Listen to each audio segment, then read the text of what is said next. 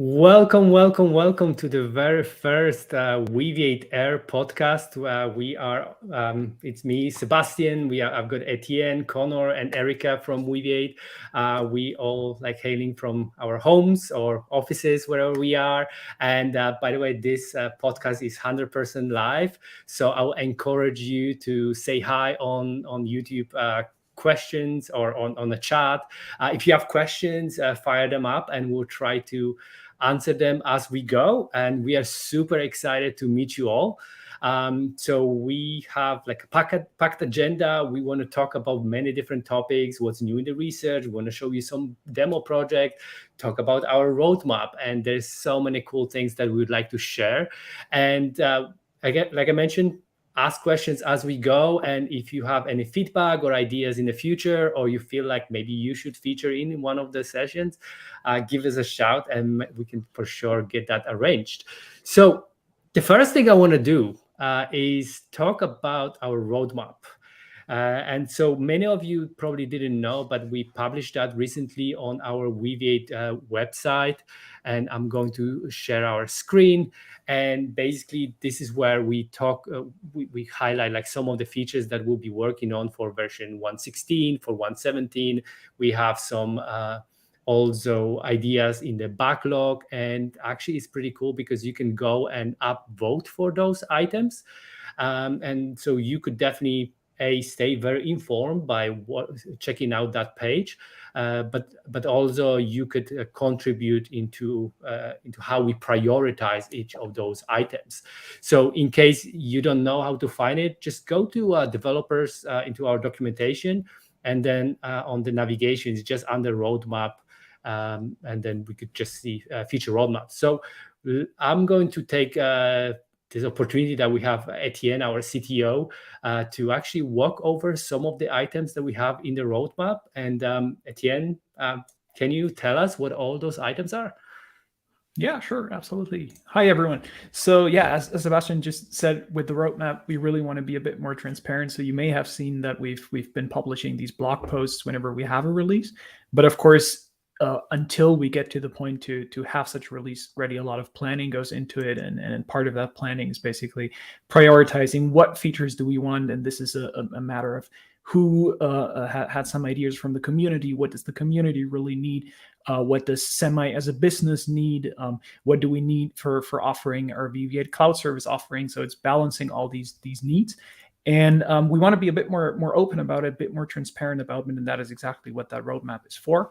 So on the roadmap, we're trying to look at the next 2 or so releases, and that of course that's always super dynamic. So you can see current release is 1.15.2, and then the next minor releases are the ones that we really care about. Like, of course, there may be patch releases in between because we fixed something, but the minor releases is what we really plan for. And 1.16 is next. You can see an ETA here, so it's put on week 44, which I think is the first week of November or so. So about 4 weeks from now, which I can actually say because this is live. So and then we also have 1.17, which would be the one after that. Which would be towards the end of the year. And then as it goes with roadmaps, so the further you move in time, sort of the less likely it is to stay the way, or the more likely it is that something might change.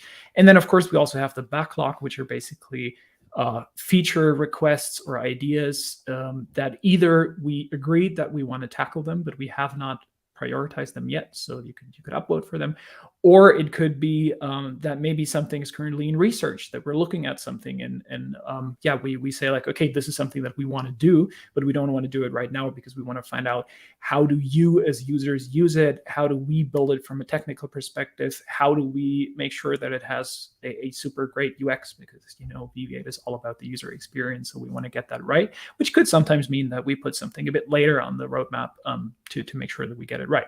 So that's for the roadmap itself, but let's also talk about the content. So as I just said, 4 weeks from now is when we're going to have 1.16 out. That's of course an estimated time of arrival, so could change a bit, but I think we're on a good schedule for this one. So let me dive into the contents. This one, proposal. So this, you see here, we have the GitHub issues linked, so you could actually open them up. Like if I open them up, I'm not sure. I think would not show in the screen sharing here, but doesn't matter. Like if you click on one of those, you see the GitHub issues behind them. So this one's labeled as a proposal. And this one is something that it was introduced before we had this upload feature.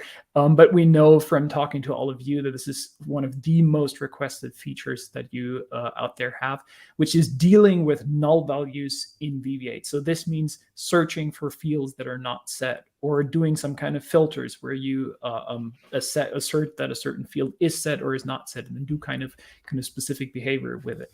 This also goes for improving the UX around null values. So in previous releases, there was a difference in setting an explicit or setting a field explicitly to null as opposed to not setting it. Sort of tying this all up and really making null values or unset values not just an edge case, but an actual sort of feature case that we think about and dealing with it. And there will be a new operator to search for whether a field is set or not. And we got a ton of input from all of you out there, and that's super great. Please keep doing that. And if you want, you can of course still give us feedback. But we really love these early feedback cycles, even before something is built, involving all of you, not just for what you care about, but also for basically, how do we have to build it to give you the best possible UX for that feature. Next one is another one that's super popular in the community, which is the idea of cross-referencing centroids. So this is a module, and if you know Weaviate's module system, we have different types of modules. You can actually see that in the navigation, or you could if I expand it. We have retrievers and vectorizers, readers and generators, etc. And this is basically a vectorizer module. So the idea is that you already know the text-to-vec modules, and in those you would have text input, and the module at import time or at update time would basically take the object, put it into the model, and you get a vector out, and then that vector would be created or would be indexed while you import this object. With cross-reference centroids, I think that the module is called ref2vec. You can do that automatically, but not based on the contents of the actual object, but based on the links of that outgoing or the outgoing links of that object. So, for example, if you have let's say two classes, a class book and a class chapters, and then your chapters class would have individual vectors for each chapters, then you could just summarize basically the book by summarize all the chapters in a book class by having an object of type book with outgoing references to those chapters. Or another use case would be, for example, a shopping cart where you have items in your shopping cart, and then by creating those references and sort of inheriting, in a sense, the mean vector of these individual objects in your cart, you could now index shopping carts. So you could do stuff like similarity search for similar shopping carts, which is super cool for e-commerce use cases, for example. So lots of great new opportunities there. And of course, it fits very well into Weaviate's module system, into the existing API. So that's really cool. Then making... I want to interrupt just for a second. Please. So on the cross-reference centroids, by the way, this is actually a research that Connor is working on. So if this is a topic that you find interesting and exciting, first of all, go and upvote it on GitHub, just like Etienne was showing you, that you can find the links there. But ping us on a public Slack or ping Connor, and then let's start a conversation, especially if you have opinions, ideas, or Connor is very knowledgeable about it. And we're still thinking of all sort of interesting ideas on how to do the centroids. So for sure, let us know. But Etienne, you can continue. Thank you. Exactly. And then if you have questions, we have Connor here in the call as well. So that's a great opportunity. Just put them in the chat, and then Connor can respond. The next one is a completely different direction. So you can see with every release, we're really trying to balance the needs of the different stakeholders for a Weaviate release, which means there's something feature-driven, there's something more operations-driven. This is on the operations side. So the nodes endpoint is a simple API to tell you the status of the nodes in a cluster. So these are the nodes, like if you deployed on Kubernetes, for example, the nodes are the pods. If you do it agnostic of something like Kubernetes, it's just the individual Weaviate nodes. So basically management in that cluster. And this is a prerequisite for what we're going to do in 1.17, which is going to be super cool as well. But also just to get some insights into, like, is your cluster healthy? But then in the future also to adapt it. So right now it's a read-only API, but in the future you could use this to make changes. For example, let's say you want to take down a node for maintenance, so you could drain the node of workloads and these kind of things. So that's more an operations driven side. Which we want to introduce in 1.16 as well. Then the next one is multi-node support for backups. So in 1.15, the previous release, we wrote a long blog post about it. We introduced backups, which I believe is still one of the coolest features that we've ever built, just because it's so UX focused and it's so flexible, and you can use backups to restore backup to and restore from different cloud providers. You could use that to use a production instance, take a snapshot of that production instance, and maybe run it on your local machine. So it's super flexible feature. And there was one limitation that we did to release this a bit sooner, and that was in 1.15, that it was limited to a single node Weaviate instance, and that limitation is going to be lifted with 1.16. It will work on a multi-node cluster, and this is not just great for all of you who can use it in a cluster node, but this is also super cool for us, basically, because it's a building block for what we're going to do in 1.17. So all this kind of multi-node coordination that we're building here, you're going to hear of that again, because we're doing lots and lots more multi-node and cluster stuff in 1.17. Then we have another one. So this is so I love these kind of issues, because if you see them, so this is, I guess you could either see this as a bug or as an extension, but I love seeing those come in, because those to me are signals that people are really using Weaviate in production, and they're sometimes running into some sort of limitation, or maybe we didn't have something in scope yet. And for this one, the example here is that if you try to use Weaviate's OIDC, so OIDC is OpenID Connect, so basically a standard protocol for authentication. And that works with some OIDC providers at the moment, but it doesn't work with some others, because while everything is compatible with the spec, some features just weren't supported yet. And we got some feedback that, if you want to do, I think it's Azure AD, but I'm not 100% sure. Like one of those providers, we're missing some features, and this is about adding those missing features to really support all these providers, and make Weaviate more usable in production for more users, which I always like, both that we're doing it, but also that users are requesting this. And then we have another one, which is, so this is another really interesting one. This one was actually driven by our Weaviate cloud service team, but it's something that everyone is going to benefit from. So if you run out of memory on your Weaviate machine, basically, at some points in previous versions, it would just crash, and that's not the greatest UX. So we have a read-only feature already that's kind of dynamic. So for example, if you run out of disk space, you can have a configurable threshold to mark your shards, which shards are the components of your index, to mark them as read-only. And now we're going to have that same thing as well for running out of memory. So basically, when a memory threshold is crossed, that is, as I said, motivated by our Weaviate cloud service team, who is asking for something like that to make sure that the UX is great when something like this happens. So basically, if it's read-only, we can handle it. If it's crashing, then it's much harder to handle. But this is, of course, something where the needs from our Weaviate cloud service application really drive the product forward, and that everyone benefits from, also when you're self-hosting this. So I really like how the community needs and the sort of business needs from Semi as the company behind Weaviate are kind of pretty much aligned. Yeah, that's it for 1.16. If you have any questions or feedback, super curious to hear them. We also have 1.17 on this list, but I'm not going to go in detail through this. I think we can, for example, we could tackle this in a future one, but lots of exciting stuff there as well. So, Etienne, I've got a question for you. So from the list that you just went over, what is your favorite feature that you're looking forward to implementing? Oh, that's a tough question. Let me think about this. So I think for me, this is really difficult, because multiple of them have good reason for why they would be my favorite. Can I get away with 2? Sure. Just Okay. give me 2. Okay. Then for 2, I'm gonna go for the null values for the reason that the way that we got there was so community driven. Like it was, if you open up this issue, which I can't right now because I shared only a single tab, and if I open it, it opens in or does it? Yeah, it opens in a new tab for whatever reason. So I can't share it.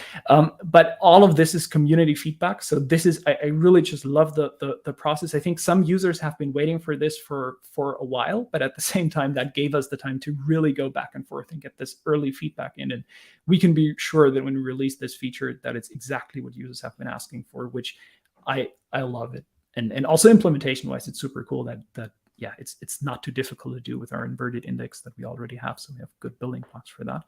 And then the other one for me is going to be the multi-node cluster backup support, which I think from a feature perspective is very, very minimal. It's just like, okay, it was a limitation in 1.15.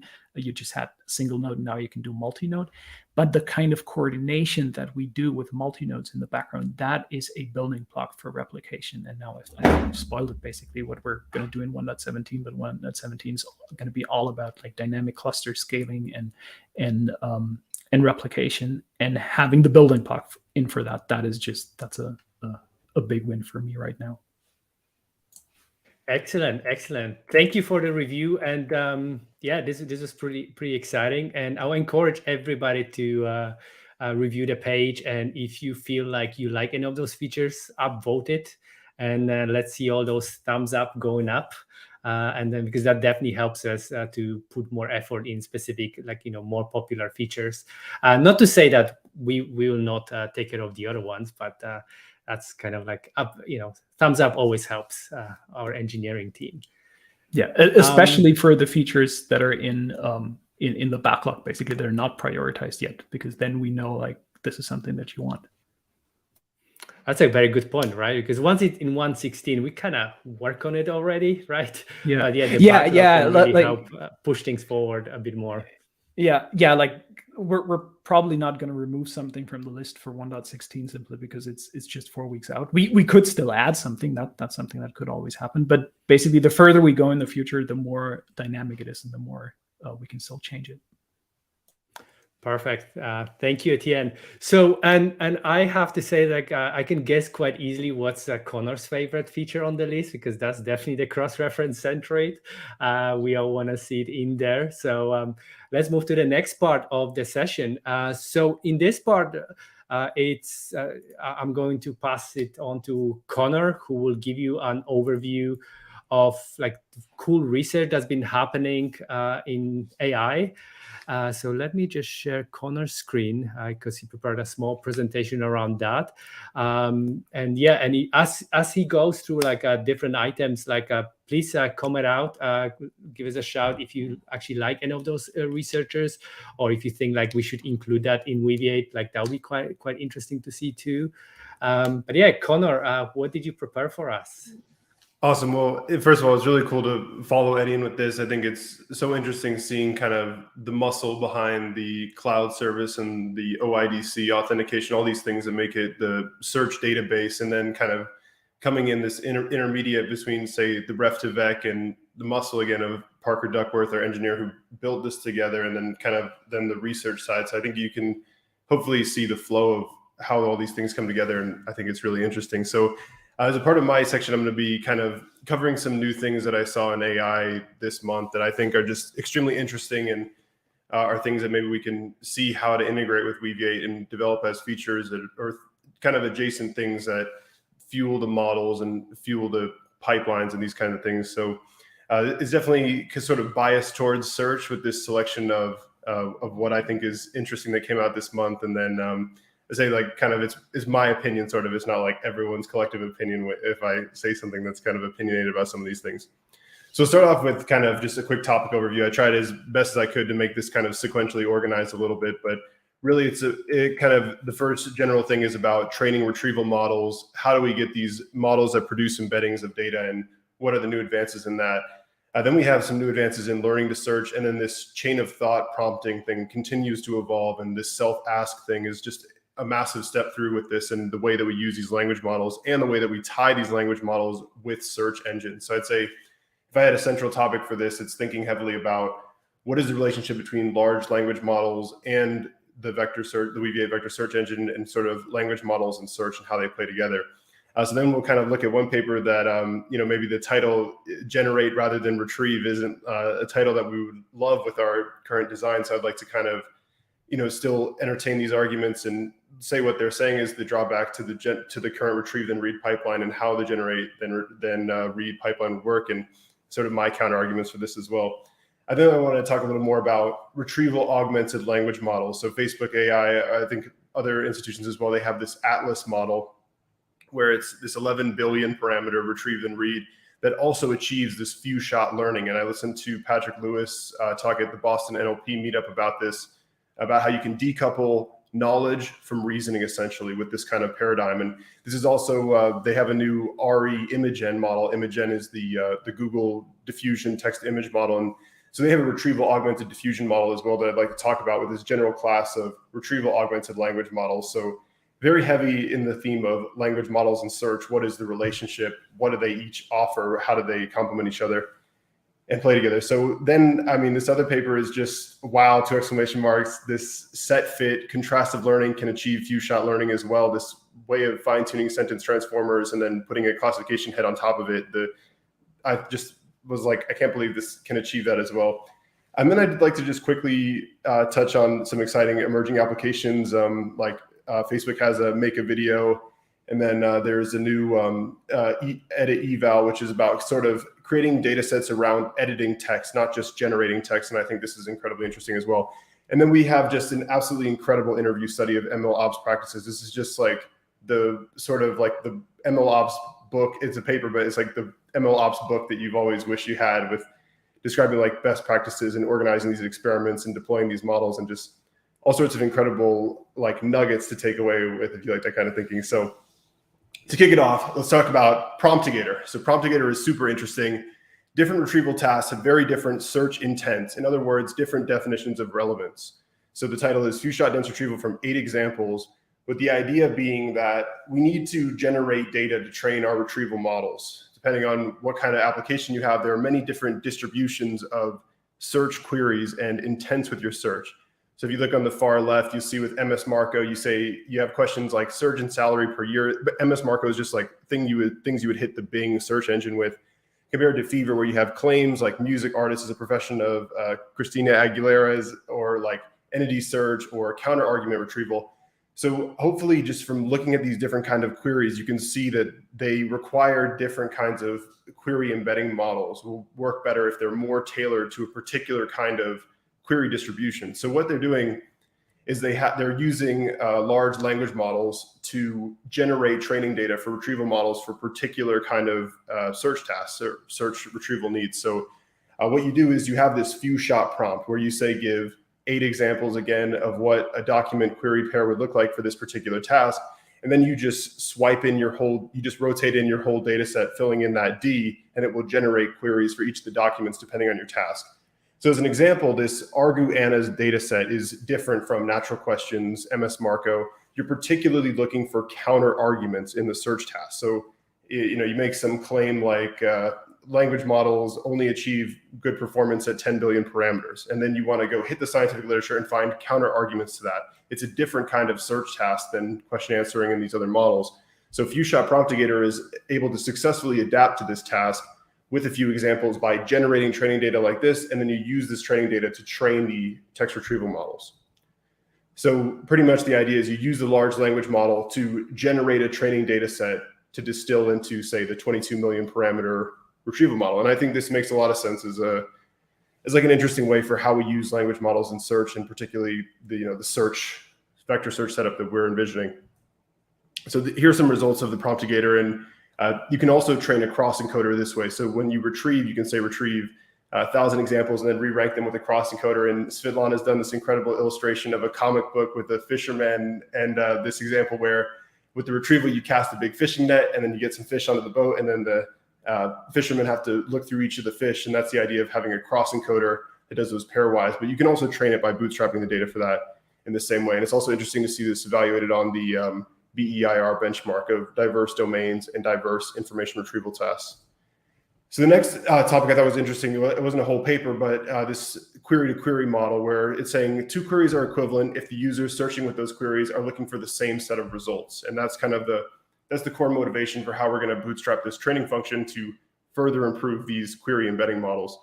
So it starts off with some motivation about different aspects of querying where you have the same query and you're looking for the same thing, even though it's a difficult sort of natural language understanding task. So you might say The Rock, Dwayne Johnson, if you're say looking for movies and you're referring to the same person, and all these other examples of how these queries can differ each other but have the same information needs. So what they do is they use a query log. And so I imagine that as we think about things we would build into Weaviate is you would have some kind of search log with the clicks, and you would see what queries resulted in the same click. So it's different queries result in the same clicks, and you use that to bootstrap this positive labeling as we have this contrastive learning framework, which is how we're producing these things where they get the same results. Those are positives versus negatives. So they've open sourced a data set and reported some results with their particular data set. The next topic, I think this is crazy interesting as well, is about search agents. How can we have agents, this reinforcement learning, state action, transition thing, that learn how to search and model the rabbit hole of human searchers? So I think this example is really great. And I think most of us kind of search like this. You might do a query like, what is the weather like in Germany in June? And then you get some results and you go, actually, let me add the keyword temperatures to this. Let me add the keyword average to this.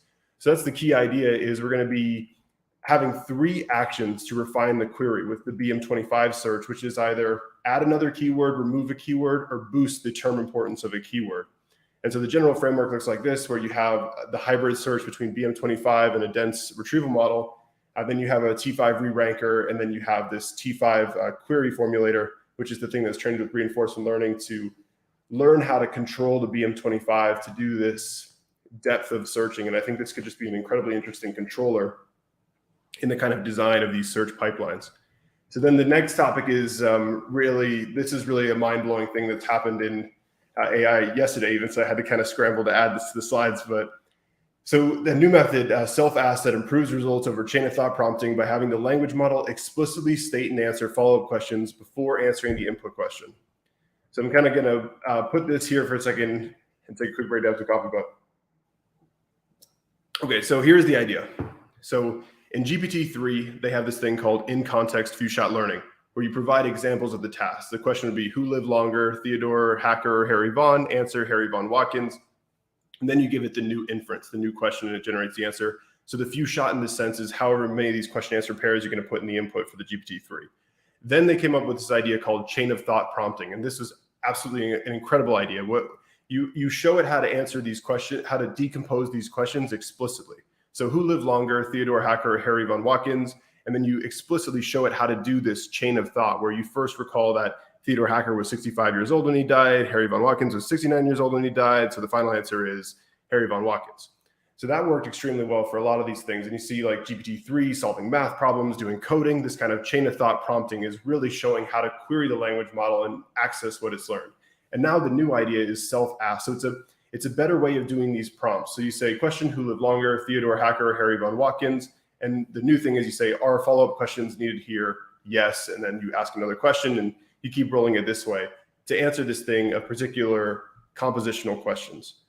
So this is the thing is there are different kinds of questions that you can answer. If you just cut this off and say, who won the Masters tournament? You're just recalling a single fact compared to multi-hop or compositional question answering, where you have to chain together information. So they've released this new data set with questions like, who won the Masters tournament the year Justin Bieber was born? So it's not like the kind of thing that you've seen in the training data. You have to do this compositional reasoning. And this compositional generalization, this is probably the hottest topic in deep learning right now. And then another really interesting thing about this is not just having the language model answer the follow-up queries. You would send these queries to the search engine. And I think this diagram right here is just an incredibly interesting visualization of how we can have these large language models, Weaviate vector search engine, how they can play together to just build incredible technology like this. The next huge topic, and I think this is just incredibly exciting how these concrete numbers are coming out.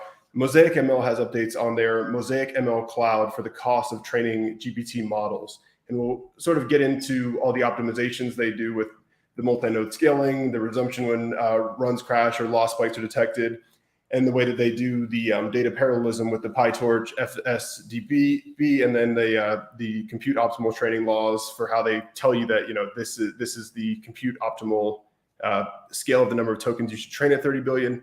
Pretty much, if you've seen these papers on like neural scaling laws, it doesn't make any sense to keep training these models past this compute optimal point. So I think looking at this, you'll see that it's still kind of expensive, because we're seeing that there's like this phase shift with these language models where when they hit around that 6.7 billion parameter mark is when there's this emergent phenomenon where they start to perform really interestingly.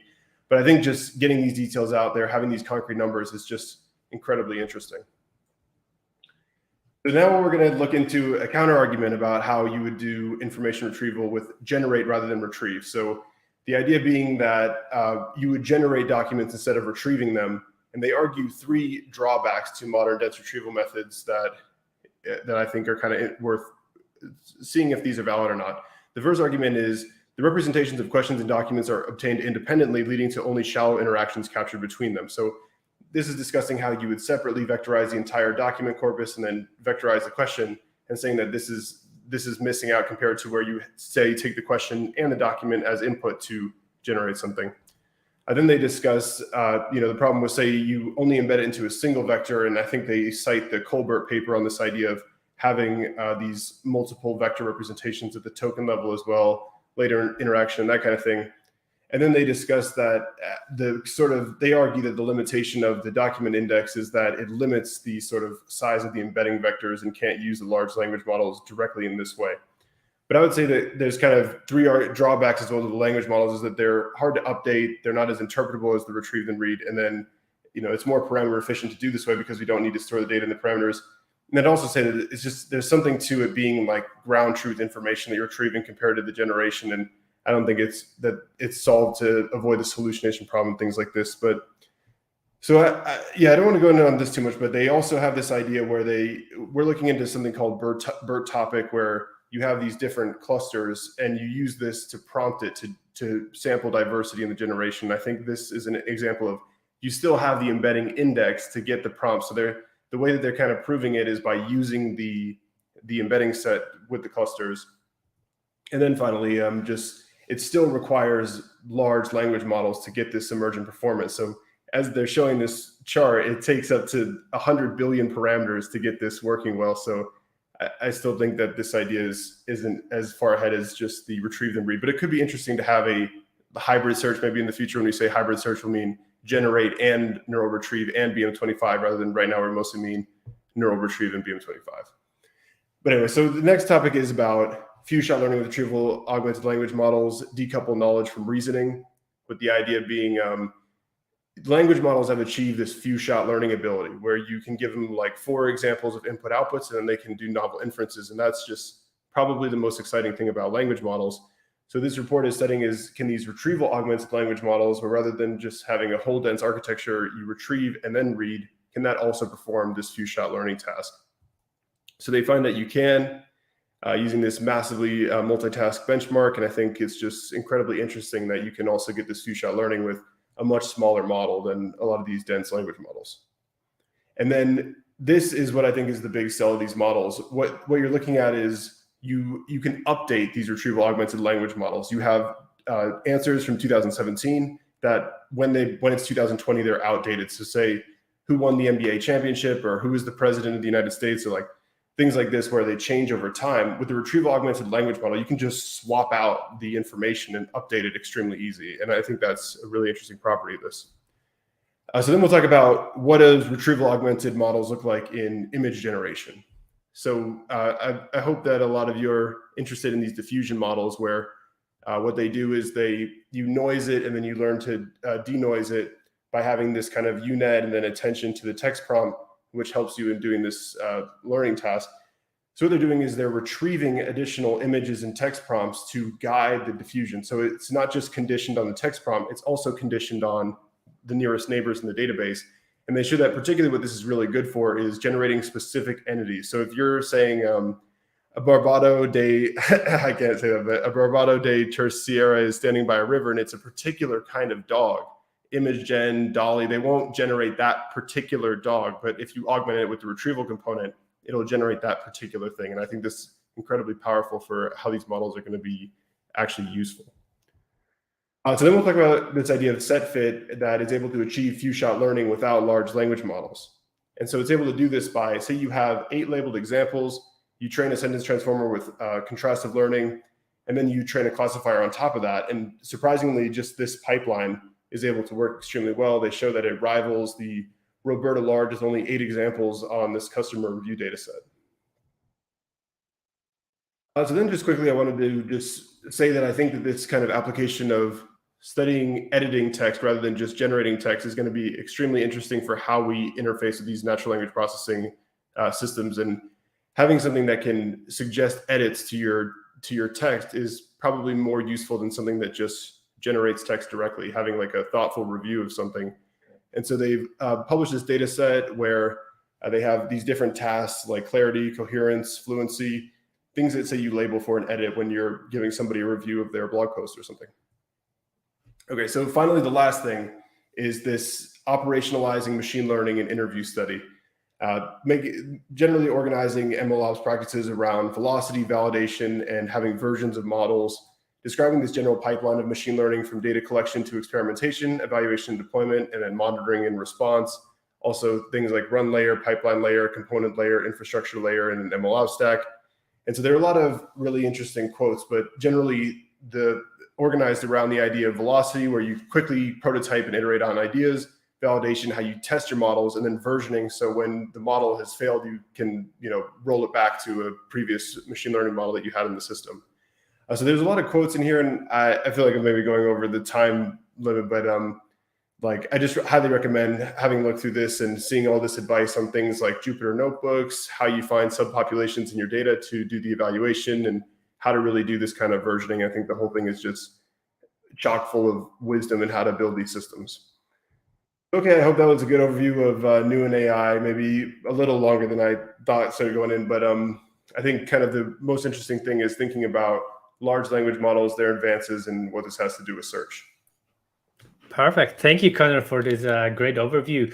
So I think one of the things I was thinking was, are you going to share the links to any of those papers, or maybe so that if any of us wants to go and find those papers, could we do something about it, like send it via tweet or something? Yeah, I can put like a blog post with the links to all these papers as well. Cool. Perfect. Yeah. So if any of you follows us on Weaviate IO on Twitter, Weaviate IO handle. I forgot how to speak for a moment. We'll just tweet a link to how to find maybe those references, and I think that would be pretty cool, because there's so much such a big wealth of knowledge. It's great to see. Great. And do you have like a favorite of the papers from those 11 that you talked about? I think probably self-ask is the most interesting, sort of. But I mean, I think I picked all these things because I think they all do something very interesting. But this kind of have the language model prompted to think through is, I think, pretty incredible. Excellent, thank you. I mean, yeah, of course, like all of them are super interesting. It's just, but we can still have like our favorites, right? That's kind of the thing. Cool. All right, so let's move to the final part of the presentation. So I'm going to invite Erica back to the stream. Hey, Erica. So Erica is going to show us a quick demo of an application that she's been working on. So I'm going to share her screen now. So yeah, I'm really excited about the dog search demo, Erica. Like, what can you tell us about it? All right, a little sneak peek is it contains images of dogs, and I'll share the motivation from my little dog, Bowen. All right, so hi everyone, my name is Erica Cardenas and I'm a part of the DevRel team, and today I will be going over a demo on using the image-to-back neural module from Weaviate. So this is Bowen, the developer advocate. She is my little dog, and Connor's too. She is 2 years old, And one thing she loves to do, she has a few games. She likes catching, being chased by humans or other dogs. She likes treats, and yeah, she's just a really playful dog. So here's Bowen in the dog park, playing with her best friend Ollie. So what she enjoys to do is, yeah, the chase game, kind of running around very fast, and she loves going to the dog park and interacting with a few dogs. So this dog park is a little empty, but usually there are a ton of different dog breeds. So Bowen asked the question of, oh, can I figure out what kind of breed this dog is based off of the image? So I said, sure, Bowen, let's build this demo with using Weaviate and Python Flask for the web application. Right, so let's get into it. So we are building an image recognition demo, and we're using the image-to-vec neural module from Weaviate. What this does is it converts images into vectors so we can search through them, and it uses the ResNet 50 architecture trained on ImageNet. And ImageNet is a data set that has 20,000 classes, over 10 million labeled images. So this is quite large, and as you can guess, there are quite a few images of dog breeds. So this is the best Weaviate module to use, but also using the ResNet 50 architecture. All right, so Bowen has the, well, Bowen, all she had was the idea, right? So I said, okay, let's create a data property. So this has the name, which is the dog breed, the image of the dog, and also the file path. So later on, when I build the web application, we'll be dropping in an image, and it will spit out the most similar dog image in our data set. All right, so let's open up the application. All right, starting off with the Docker Compose file. So Weaviate makes this extremely easy. So here we have the vectorizer module. So we just specified that we're using the image-to-vec, and then also that we are using the ResNet 50 model, and that's currently the only one I believe that is offered on Weaviate, but I'm sure there will be more soon. All right, so once we load up our Docker file, now we can go on to creating the schema. So here we are just connecting to our localhost, and then we are building the schema of our dog class. So it contains images of different dogs, and we also have, we are specifying which vectorizer we are using, which I have stated is the image-to-vec. All right, and then our properties. So we have breed, which is a string. We have the image, which is a blob type, data type, and then we also have the file path. So when we use the near image operator, it will output the file path to the image. And then we are just going to add the schema. Now, and we need to upload our data objects to Weaviate. So we are again connecting to our localhost. And before this, in order to have a blob, you need to convert, or yeah, in order to upload your images to Weaviate, you need to convert your images to base 64 values. So I've already created the folder that has the conversion. So in lines 10 to 14, I am just opening this. And then in 18 to 23, these are just the data properties which we have already specified in our data schema. And then we're creating a unique identifier for each data object. And then in line 28, we are just uploading this to Weaviate so that we can use it and search through. And since we are using the Python Weaviate, the Python client, I decided why not build a web application in Python. So we are using Flask.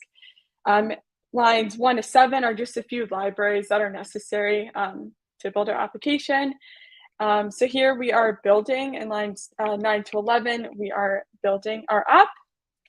And in lines 13 to 27, this is the home page. So this is the landing page. When we run our application.py file, it will output the URL, and we're going to run that. And what you're going to see are the images that are in our data set, which are about, we have 10 different dog breeds. In lines 29 to 38 is where we are running the near image, or constructing the near image operator in Weaviate. So we are just limiting that to 2 outputs, and just limiting it to 2. And what is going to, what the output is going to be is the file path and the breed name. So if I upload an image of Bowen, I want the results to output Golden Doodle and a Golden Retriever rather than a Rottweiler, because they are not similar at all. I think you guys know, with the size and also the color. All right, so in lines 40 to 57, this is really where we're just opening up our image, and we are so once we upload the image, we need to be able to store it, and then we also want to output it. So that's kind of just what this code is doing, and then we're just rendering that template and having it structured in that aspect. And if we in line 60 to 61, we're just running the application. So I think that was an overview of the code. Are there any questions, Sebastian? I don't have it open. Are we good to see the app? I think we should probably show the app and just to show everyone how you build it. But I think it's really cool because basically that function there where you had just calling the search with the near image, it's really where a lot of the magic happens, right? Like once you imported the data and did the vectorization, it's really cool. So what can Bowen do now with this app? Show us. All right, all right, so here's our app with our 10 dog images. We have a Bernese Mountain Dog, a Corgi, Rottweiler. We have it all, almost, right? So let's upload an image of a mini Golden Doodle. Let's submit it. And what comes up is the Golden Doodle and Golden Retriever, which is exactly what we were looking for. So now if Bowen goes to the dog park and she sees this dog, she can say, hey, that's a Golden Retriever. I know I'm the nearest neighbor to it and I want to play with it. So now Bowen's curious mind is she's happy now, I can say. Nice. And what happens if she tries to look for some friends that she's seen? Yes, let's drop in a silver lab. See what that's most similar to. All right, we have the Labrador Retriever and Golden Retriever, which basically the same dog. So it works, and now, yeah, you can search for various dog images. And we can always include more and then also add in more to our data properties like weight, and not that we all want to think about this, but is the lifespan of the dog. So she's like, hey, will this dog be in this dog park 10 years from now? Maybe not. Kind of a dark signal. Yeah. But yeah, that's what you can do. I really like how in this demo, like it's not that like the dogs can be completely like, can be different color, etc. Because like when you search for like a golden doodle, right? Like you found one that actually has different fur, but it's still similar breed. So like the ML model is actually pretty smart. I'm quite impressed. Yes. So what's going to happen next with this demo? What's the plan? How can we share with our audience? All right, of course. So I will be pushing this to GitHub so anyone can access it, and it also contains a README file. So it's actually quite simple to run it. I made it as simple as possible with just using Python. And we can always add to it, add more dog breeds, add more images, and just continue building on this. So there's potential for more. Yeah, because I think we're going to publish it in our Weaviate examples. And I would actually encourage anyone to kind of like, hey, help us make this application look great, and then and also test it out. Like if you have a whole bunch of doggo images that you want to test out, you should definitely check it out in Weaviate examples. It should land there soon. But also I know it already, so I'm not going to ask directly Erica, but we are working on a blog post that explains the whole journey of how this application was built, how you could actually use the image to vec module. So yeah, like it should be up in a couple of weeks, and we'll be sharing that for sure. Yes. So what's Bowen's opinion on it? Does she like the application? Has she tried? She's happy. She's happy. Yes. Is she around? Is she in the room with you? Yes. Come on, we should all show see Bowen. Like, let me go grab her. The motivation of this app, right? Absolutely, yeah. Let's. So Bowen is a real dog. She's a real customer, and Erica wasn't building the application just for fun. And we're all super excited. There she is. Oh, hey, Bowen. Good. Next time we should definitely get Bowen like her own stream.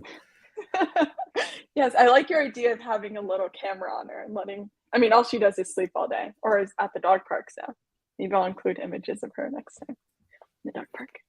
Excellent. And I know Etienne has a dog too, who's super cute as well, but I guess he's not around, right?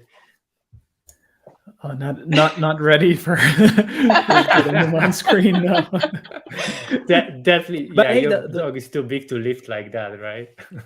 Okay, he's a golden retriever, so it's, I guess, Oh.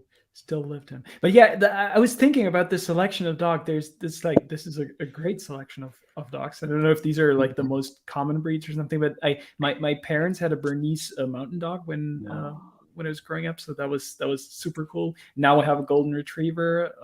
Labradors are super common. Huskies are super cute. German Shepherds, I think, they're just super pretty dogs. I love this selection. Yeah. Just looking at the dogs is super cool. I'll have to add more to it, but yeah, these are just the ones that came to my mind. Like the ones that I see the most often, I feel like. So include some more. Well, thank you. That was Perfect. Thank you for this demo. It was amazing. And actually, so you should be all like pretty impressed with this demo, because that's something that Erica just started, I think, last week. So this is really like something that you can build really quickly if you know a bit about Weaviate, if you know a bit about machine learning, if you could pick up Flask over a day or two, and you could straight away build really cool demos. So yeah, I'm really curious what other ideas Bowen will have for our future demos. Yes. Perfect. I think this was a pretty successful first episode of Weaviate Air. Thank you all for watching us. I really enjoyed myself. There was so much to learn. But I'll be really curious to learn, right? Like, because basically this is the first live episode that we've done, and I'm sure we can do it better. I'm sure we can maybe include some other ideas. So please share your feedback with us. You can do it on Twitter. You can join the Weaviate's public Slack. I would definitely recommend doing that. Or maybe if you think like you have something really cool to share, maybe you built something with Weaviate. That could be a cool thing. Maybe you could join us for 5-10 minutes. We could always accommodate the format and make that happen. But that's at least from me. Anyone else? Anything to add? Well, thank you all for joining, and if you guys enjoyed the demo and replicated on your own side.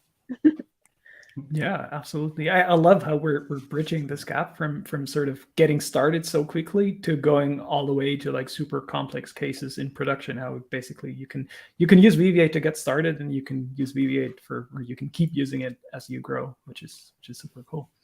Yeah. Also, thank you from my side. It was super cool. I was planning on watching this episode, and then I got invited last minute, so I guess I still watched it. Yeah, I was looking at the roadmap page, and I was going to talk about it in front of everyone, and then I was like, oh, Etienne doesn't have anything on his calendar. Let's rope him in. Why yeah, not? because I didn't schedule anything for that time slot. It was Weaviate Air time. Exactly. So like for anyone that works at Semi, like if you don't want to be roped in randomly, like invent a meeting with a customer or somebody, then maybe at least you have an excuse. But it will be great. All right, very cool. Super great that you were all able to join us, and see you next month. And I think just to double check, the next episode probably will be planned for the 2nd of November. So the whole idea is that we want to run those on every first Wednesday of the month. So yeah, thank you for watching, and see you in the next Weaviate Air. Thank you. Bye. Yeah.